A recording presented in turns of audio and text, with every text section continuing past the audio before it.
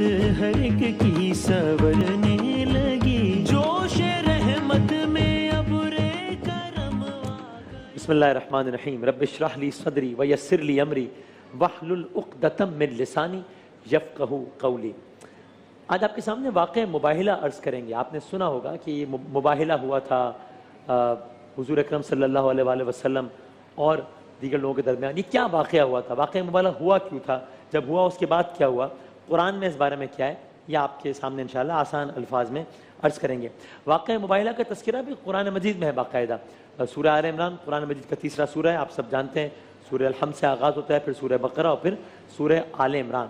تو سورہ آل عمران کی یہ آیت ہے، آیت نمبر 61۔ بسم اللہ الرحمن الرحیم فَقُلْ تَعَالَوْا نَدْعُ أَبْنَاءَنَا وَأَبْنَاءَكُمْ وَنِسَاءَنَا وَنِسَاءَكُمْ وَأَنفُسَنَا وَأَنفُسَكُمْ ثُمَّ نَبْتَهِلْ فَنَجْعَلْ لَعْنَةَ اللَّهِ عَلَى الْكَاذِبِينَ کہ اے حبیب صلی اللہ علیہ وآلہ وسلم ان سے کہہ دیجئے۔ اب یہ آیت کا مطلب آپ ابھی سن لیجئے اور پھر یہ کیا اس کا ترجمہ سن لیجئے، اس کا مطلب کیا یہ آگے آ جائے گا انشاءاللہ۔ اے حبیب صلی اللہ علیہ وآلہ وسلم ان سے کہہ دیجئے آؤ ہم اپنے بیٹوں کو لاتے ہیں، تم اپنے بیٹوں کو لاؤ، ہم اپنی عورتوں کو لاتے ہیں، تم اپنی عورتوں کو لاؤ، ہم اپنے نفسوں کو لاتے ہیں، تم اپنے نفسوں کو لاؤ، وَأَبْنَاءَنَا وَأَبْنَاءَكُمْ وَنِسَاءَنَا وَنِسَاءَكُمْ وَأَنفُسَنَا وَأَنفُسَكُمْ ہم اپنے بیٹوں کو، تم اپنے بیٹوں کو، ہم اپنی عورتوں کو، تم اپنی عورتوں کو، ہم اپنے نفسوں کو بلاتے ہیں، تم اپنے نفسوں کو بلاؤ، پھر مباہلہ کریں گے۔ مباہلہ کا مطلب کیا ہے آگے آئے گا انشاءاللہ۔ پھر مباہلہ کریں گے اور آخری جملہ آپ نے آیت میں سنا لعنت اللہ علی الکاذبین، سب مل کر جھوٹوں پر خدا کی لعنت کریں گے۔ یہ واقعہ مباہلہ ایک آیت میں قرآن مجید میں سورہ آل عمران۔ اب اس کی تفصیل کیا ہے؟ یہ ایک علاقہ تھا، اس کا نام تھا نجران۔ آپ نے لفظ نجران بہت سنا ہے۔ یہ ہے یمن اور حجاز کے درمیان۔ یمن آپ سب نے سنا ہے، حجاز آپ رفلی سمجھ لیجئے آج کل کا سعودی عرب، ناٹ ایگزیکٹلی لیکن رفلی۔ یمن اور حجاز کے درمیان ایک علاقہ تھا، نام تھا اس کا نجران یا نجران۔ تقریباً 70 دیہات پر مشتمل تھا یہ علاقہ۔ ویسے ایک نقطہ میں پہلے وہ ہمیں استاد نے بتایا کہ ہر چیز کی جمع ہوتی ہے نا، دیہات کی جمع دیہات کو نہیں ہوتا، دیہات کی جماعت بھی دہائی ہوتی ہے، دیہاتی ہوتی ہے۔ تو 70 دیہات تھے وہاں۔ کرسچنز کا علاقہ تھا، مسیحی آبادی پر مشتمل تھا علاقہ۔ تو ہجرت کے 10ویں سال، جب ہجرت ہو گئی اس کے 10 سال بعد پیغمبر اسلام آقائے نامدار حضرت محمد مصطفیٰ صلی اللہ علیہ وآلہ وسلم نے نجران کا جو سب سے بڑا پادری تھا، چونکہ وہاں پر عیسائی رہتے تھے، تو وہاں کا جو سب سے بڑا پادری تھا اس کا نام تھا غالباً ابو حارثہ۔ جی ہاں، ابو حارثہ۔ ابو حارثہ کے نام رسول اللہ صلی اللہ علیہ وآلہ وسلم نے ایک خط لکھا جس میں آپ نے اس کو اسلام قبول کرنے کی دعوت دی۔ تو ابو حارثہ نے آقائے نامدار کا خط غور سے پڑھا اور پھر مشورے کے لیے اپنے وزراء یا اپنے ایڈوائزرز وغیرہ کو بلا لیا۔ واقعہ مباہلہ بیان ہو رہا ہے، نجران کا علاقہ ہے، عیسائی یہاں پر رہتے ہیں۔ رسول اللہ صلی اللہ علیہ وآلہ وسلم نے نجران کے بادشاہ کو خط لکھا ہے، ابو حارثہ نام ہے، کہ اسلام قبول کر لو۔ اس نے اپنے تمام تر مشیروں کو بلایا، تمام تر ایڈوائزرز کو بلایا۔ ان میں ایک تھا، اس کا نام تھا شرجیل، بڑا سمجھدار بڑا عالم شخص تھا۔ جب نجران کے بادشاہ نے اسے پوچھا کہ ایسے خط آیا ایک محمد بن عبداللہ صلی اللہ علیہ وآلہ وسلم نام کے انسان کا، کہتا ہے کہ ہماری دعوت قبول کرو، اسلام پر ایمان لے آؤ۔ تو اس شخص نے کہا، شرجیل نے، کہ دیکھو تم سب جانتے ہو، ہم سب جانتے ہیں کہ ابراہیم علیہ السلام خلیل اللہ سے اللہ تعالیٰ نے وعدہ فرمایا تھا کہ وہ ان کے بیٹے اسماعیل علیہ السلام کی ذریت میں سے ایک پیغمبر کو مبعوث کرے گا، یعنی ان کی نسل سے ایک پیغمبر آئے گا۔ اور میں نے متعدد بار اپنے لوگوں سے سنا ہے کہ ایک دن نبوت کا منصب حضرت اسحاق کی نسل سے حضرت اسماعیل کی نسل میں منتقل ہو جائے گا۔ کیا مطلب؟ آپ سمجھاتے ہیں حضرت ابراہیم کے 2 بیٹے حضرت اسماعیل حضرت اسحاق، حضرت اسحاق کے بیٹے حضرت یعقوب، حضرت یعقوب کے بیٹے حضرت یوسف، یعنی کہ سلسلہ نبوت یہاں سے چل رہا تھا۔ لیکن یہ شرجیل جو نجران کا مشیر ہے وہ بتا رہا ہے نجران کے بادشاہ کو جس کا نام ابو حارثہ ہے کہ میں نے سنا تھا کہ ایک وقت آئے گا کہ جب یہ نبوت یہاں سے یہاں منتقل ہو جائے گی، حضرت اسماعیل کی طرف منتقل ہو جائے گی۔ اور آپ سب جانتے ہیں حضور اکرم صلی اللہ علیہ وآلہ وسلم حضرت اسماعیل، حضرت عیسیٰ نہیں، حضرت اسماعیل علیہ السلام کی اولاد سے۔ تو بہرحال اس نے کہا کہ بہت ممکن ہے کہ یہی وہ پیغمبر ہو جس کے بارے میں وعدہ کیا گیا ہے، بہت ممکن ہے یہی وہ پیغمبر ہو۔ جن کے بارے میں ہم نے سنا ہے. اس لیے اس خط کو رسپونڈ کرنے سے پہلے ہم اچھے طریقے سے سوچ لیں کہ ہم نے کیا جواب دینا ہے, تحقیق کی جائے, سوچ بچار ہو. یہ سب کچھ ہوا. اس کے بعد یہ مشاورتی کونسل ایڈوائزر اس نتیجے پر پہنچے کہ ایک وفد, ایک ڈیلیگیشن مدینے بھیجا جائے جو محمد نام کا یہ شخص صلی اللہ علیہ وآلہ وسلم, وہ تو نہیں رسول مانتے تھے, جو محمد صلی اللہ علیہ وآلہ وسلم کے بارے میں تحقیقات کرے, پھر اپنی رائے دے کہ کیسے انسان ہیں, ان کا کیا پیغام ہے, ان کی کیا بات ہے. پھر ہم فیصلہ کریں گے کہ ہم نے اسلام پر ایمان لانا ہے یا نہیں لانا. طے ہو گیا. ٹھیک. اب حاکم نجران کی سربراہی میں یا تو وہ خود یا اس نے اپنے کچھ افراد پر مشتمل ایک وفد مدینہ بھیجا, اور یہ پہنچے سرکار دو عالم صلی اللہ علیہ وآلہ وسلم کے پاس.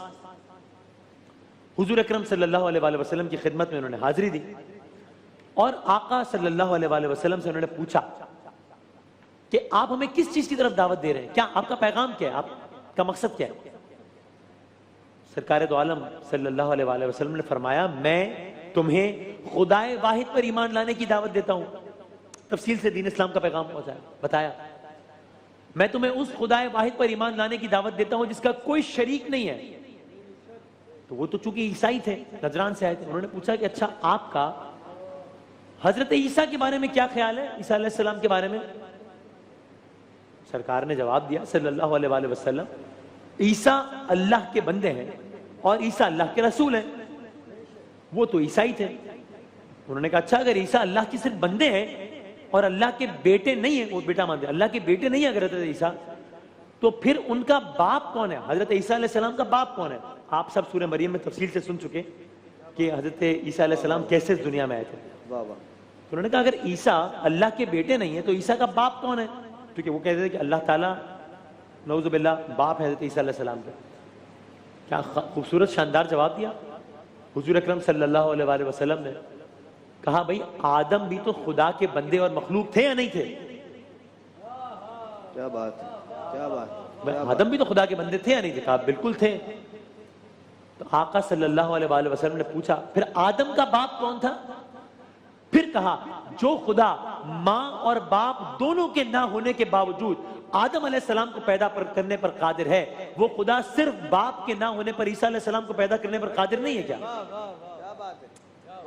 یہاں تک کہ آقا صلی اللہ علیہ وآلہ وسلم نے ان کے سامنے سورہ آل عمران کی ایک آیت بھی تلاوت فرمائی جس کا ترجمہ ہے خدا کے نزدیک عیسیٰ کی حالت آدم جیسی ہے جسے خدا نے مٹی سے پیدا کیا, پھر اس سے کہا ہو جا تو وہ ہو گیا. اب یہ بڑا ایک لاجیکل, بڑا ایک ڈیٹیلڈ آرگیومنٹ ہوا, ڈسکشن ہوا نجران کے ان عیسائیوں کے درمیان اور ختمی مرتبت صلی اللہ علیہ وآلہ وسلم کے درمیان. لیکن اس کے باوجود بھی وہ اپنی ہٹ دھرمی پر قائم رہے, کنونس ہو گئے تھے لیکن مان نہیں رہے تھے, اپنے کفر پر قائم رہے. سرکار نے خط میں لکھا تھا کہ اسلام قبول کر لو. اب چونکہ اس بحث کا کوئی نتیجہ نہیں نکل رہا تھا, اس لیے اب حضور اکرم صلی اللہ علیہ وآلہ وسلم نے انہیں مباہلے کی دعوت دی. یہ یہاں سے آیا لفظ مباہلہ, مباہلے کی دعوت دی. یعنی ہے کہ دونوں فریق خدائے تعالیٰ کی بارگاہ میں حاضر ہوں, گڑ گڑائیں, دعائیں مانگے اور دونوں کہیں کہ جھوٹے پر خدا کی لعنت, جو بھی جھوٹا اس پر خدا کی لعنت, لعنت اللہ علی الکاذبین. دونوں فریق کہیں کہ جو فریق ہم میں سے حق پر نہیں ہے اور جھوٹا ہے وہ عذاب الہی میں گرفتار ہو جائے. یہ تھا مباہلہ. اب اس سے پہلے لوگ مناظرے سے تو واقف تھے کہ مناظرہ ہوتا ہے, آرگومنٹ ہوتا ہے, دلیل رد دلیل. مباہلے کے لفظ سے نا واقف تھے. بہرحال مباہلے کے لیے وقت, دن, جگہ, مقام طے ہو گیا. اب ہر طرف شنید اس بات کی مباہلہ ہونے والا ہے بھائی. محمد صلی اللہ علیہ وآلہ وسلم وَأَبْنَاءَنَا وَأَبْنَاءَكُمْ وَنِسَاءَنَا وَنِسَاءَكُمْ وَأَنفُسَنَا وَأَنفُسَكُمْ. وہ اپنے مردوں کو لائیں گے, اپنے مردوں کو لائیں گے, وہ اپنی عورتوں کو لائیں گے, اپنی عورتوں کو لائیں گے, وہ اپنے نفسوں کو لائیں گے, اپنے نفسوں کو لائیں گے. سب مل کر کہیں گے جو بھی جھوٹا اس پر خدا کی لعنت ہو. مباہلہ ہونے لگا. بالآخر وہ دن آ گیا, مباہلے کے لیے ایک مقام مقرر کیا گیا. مدینہ کی پوری آبادی مباہلے کا نظارہ کرنے کے لیے اپنے اپنے گھروں سے نکل آئی. نجران کا وفد بھی وقت مقررہ پر میدان میں آ گیا. ہر زبان پر ایک ہی بات ہے کہ مباہلہ ہوگا, دیکھتے ہیں کیا نتیجہ نکلتا ہے. یہاں تک کہ ایک طرف سے سرکار دو عالم صلی اللہ علیہ وآلہ وسلم, دوسری طرف نجران کے عیسائی کا وفد, نجران کے لوگوں کا وفد اور ابھی یہ سارے کا سارا منظر جاری تھا کہ اسی اسنا میں سب نے دیکھا, یہاں عیسائی تو کھڑے تھے, اسی اسنا میں سب نے دیکھا کائنات کی عظیم ترین ہستی, کائنات کی افضل ترین ہستی محمد مصطفیٰ صلی اللہ علیہ وآلہ وسلم شہید کربلا کو اپنے کاندھوں پر اٹھائے ہوئے آ رہے ہیں.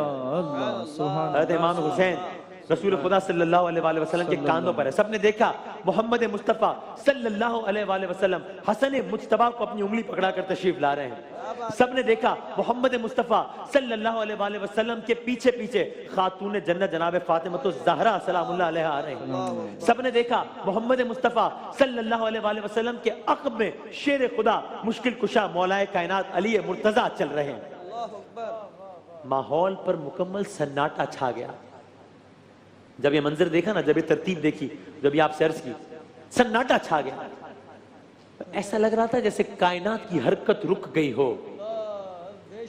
سید الانبیاء حضرت علی, سید الانبیاء رسول خدا صلی اللہ علیہ وآلہ وسلم حضرت علی سے جناب فاطمہ الزہرا سے امام حسین سے فرما رہے ہیں کہ اب مباہلہ ہوگا, جب میں دعا کروں تو سب آمین کہنا. منظر سوچیے ذرا, سب لوگ دیکھ رہے ہیں کہ آقا صلی اللہ علیہ وآلہ وسلم اہل بیت سے بات کر رہے ہیں اور کہہ رہے ہیں کہ جب میں دعا کروں سب آمین کہنا. سب لوگ دیکھ رہے ہیں, نجران کا وفد بھی موجود ہے. اچانک لوگ انتظار میں کہ موبائل ہو, لوگ انتظار میں کہ دونوں لوگ کہیں کہ جو جھوٹا ہے اس پر خدا کی لعنت ہو, جو جھوٹا ہے اس پر اللہ تعالیٰ کا عذاب ہو. اچانک جو عیسائیوں کے وفد میں جو ان کا سب سے بڑا عالم تھا اپنے وفد سے مخاطب ہوا, جملہ سنی کا, کہنے لگا خدا کی قسم جس کے قبضہ قدرت میں میری جان ہے, میں اپنے سامنے وہ نورانی چہرے دیکھ رہا ہوں کہ اگر انہوں نے ہاتھ اٹھا کر خدا سے یہ دعا کر دی کہ مکے کا پہاڑ اپنی جگہ سے اٹھ جائے تو خدا کی قسم پہاڑ اٹھ جائے گا. وہ نورانی چہرے ہیں. تیری نسل پاک میں ہے بچہ بچہ نور کا, تو ہے عین نور, تیرا سب گھرانہ نور کا. نجران کے اس عیسائیوں کے وفد میں, عیسائیوں کا جو سب سے بڑا عالم تھا, اس نے کہا ان کے ساتھ مباہلہ نہ کرنا, ورنہ اگر انہوں نے دعا کر دی قیامت تک دنیا میں ایک مسیح بچے گا نہیں. اپنے عالم کی یہ گفتگو سن کر سب تھر تھر کانپنے لگے. نجرانی مباہلے سے منحرف ہو گئے. انہوں نے کہا مباہلہ نہیں کرنا, اور اس بات پر آمادہ ہو گئے کہ ہم ہر سال جزیہ دیں گے اور اس اسلامی حکومت کا ہر لحاظ سے دفاع کریں گے. یہ تھا واقعہ مباہلہ. ایک وقفے کے بعد دوبارہ حاضر ہوتے ہیں انشاءاللہ. شان رمضان کی رونق بکھرنے لگی,